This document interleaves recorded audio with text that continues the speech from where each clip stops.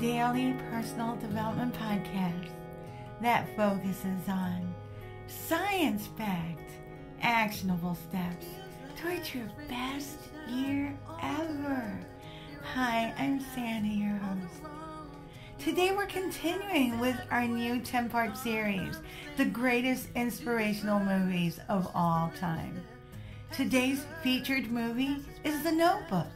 It's a powerful testament to true love and the consequences of choices, and we're going to highlight that part of the movie. At its heart, the movie does center around the consequences of the choices that we make and the ripple effect that it has on our lives and the lives of those around us. Through the lens of the relationship between the film's two main characters, Allie and Noah, we're presented on how just one decision can alter the course of a person's life. Just one decision. Consequential thinking, often referred to as thinking ahead, plays a central role in the narrative of The Notebook. From the moment Allie and Noah meet, their lives become almost immediately entwined, and moving forward, each decision they make has far-reaching consequences. For example, when Allie's parents disapprove of her relationship with Noah and she is forced to choose between her family's expectations and her heart, the consequences of her decision are felt. Her decisions have a lasting impact on both her and Noah. As the film progresses, we witness the consequences of Allie's decision to choose wealth and social status over love and passion, as she eventually marries a man who represents everything her family values, but lacks the deep emotional connection she shared with Noah. The impact of this choice is felt by all involved as Allie struggles in a loveless marriage and Noah is left heartbroken and alone throughout the film. We're reminded that the power of consequential thinking in shaping our lives and the lives of those around us is real. The decision we make, no matter how small or seemingly insignificant, can have far-reaching effects that we may not fully understand until it's too late. This theme is illustrated in a scene when Allie, now suffering from dementia, reads the notebook containing the story of her life with Noah and realizes the depth of her feelings for him, despite the passage of time and the hardships that they've faced. The consequences of Allie's decision to marry another man are further explored in the film's heartbreaking climax, when she must choose between the life she has built with her husband and the love she shares with Noah. In a moment of moral clarity, Allie finally understands the true extent of the choices that she has made and the impact that they've had on her life and on the life of those that she loves. Another very powerful aspect of The Notebook is its unflinching portrayal of the consequences of our actions and the importance of taking responsibility for our choices. Through the characters, Allie and Noah, we see how the past can come back to haunt us and how the decisions we make in the present can have lasting effect on our future. This theme is further encapsulated in a line from the film where Noah tells Allie, "It's not going to be easy. It's going to be really hard. We're going to have to work at this every day. But I want to do that because I want you." Consequential thinking, which is highlighted across the movie, is backed by science. From a scientific perspective, consequential thinking is also known as outcome-based reasoning or decision analysis, and it involves considering the potential consequences of a choice before making a decision. It plays a significant role in decision-making processes, enabling us to evaluate the implications of our actions systematically. Predicting possible results of a decision as we think through different scenarios and visualize what could happen as a result of our choices is a key step in consequential thinking. Once outcomes are anticipated, the next step is to assess both positive and negative consequences. This evaluation helps us understand the benefits and the perils of our choices. Consequential thinking requires us to compare and contrast immediate desires with long-term goals.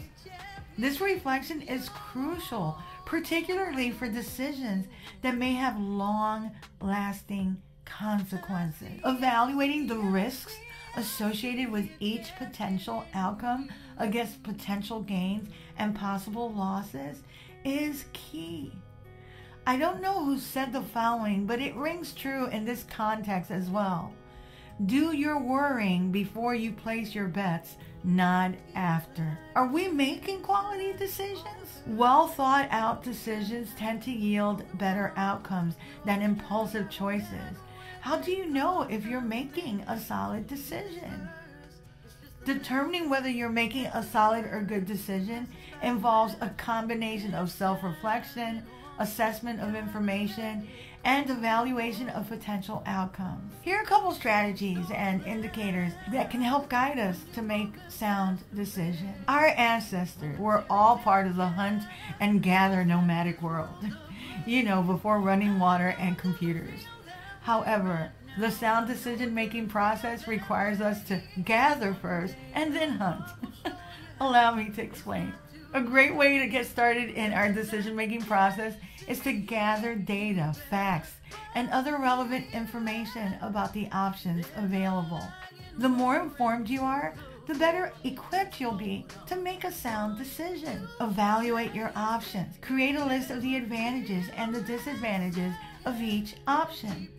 This can help clarify the potential benefits and drawbacks associated with each choice. Depending on what you're trying to accomplish, a decision matrix might come in handy. It's a grid that allows you to evaluate different options based on specific criteria. Each option is scored against each criterion to help identify the best choice. A SWOT analysis can help you as well, which we covered on podcast episode 240. Think about the long-term consequences of your decision, how it aligns with your goals, your values, and the life that you want. Imagine different situations that could arise from your decision. How would each option affect your life in the future? Always assess your emotional response to each option. While emotions are an important driving force and it does move you forward, being overly emotional can cloud your judgment. Strive for a balance between logic and emotion. Once you've weighed your options and you've chosen a path, commit to your decision, stand by it. Allow yourself to move forward without excessive second guessing, as this can lead to regret and indecision. Have a plan in place in case your decision does not unfold as anticipated. Being prepared for adjustments demonstrates maturity in your decision-making process. After acting on your decision, evaluate the outcomes. Reflect on what went well, what challenges did you face, and what can you learn for future decisions. Be willing to adapt or change course if the results aren't exactly what you expected. Reevaluating your decisions can lead to better outcomes in the future. Using a methodical approach to decision making in both your professional and personal life can significantly improve the quality of your choices, and it can help you make sound decisions. In our featured movie, The Notebook, we see examples of both poor decision making and quality choices. On one hand, Allie went along with her family and friends and didn't honor her own values and her goals for her own life. She betrayed herself by not listening to her heart. She also hurt her husband, who married the woman he loved and was a victim of her flawed thought process. Then we see when she is finally honest and shares her infidelity with her husband and decides to follow and align her decision-making process with her heart. Her husband is then freed to find someone who can truly love him as he deserves. We must always consider the impact of our choices. The Notebook, our featured movie, reminds us that every decision we make, no matter how small, has the potential to alter the course of our lives and other people's lives in ways we may never fully imagine. In the end, my friends, it is always true love that will remain. Don't forget to read a full transcript of this podcast episode at DoThisFirst.life. You can also sign up for my weekly newsletter there and listen to all 245 podcast episodes and counting. My YouTube channel is at Do This First, and I'm currently at over 7,800 subscribers. Thanks to all that have subscribed, and thanks to those that will in the near future. Tomorrow, we'll unpack the 5th episode of our greatest inspirational movies of all time series. Until tomorrow. Moving past the rain.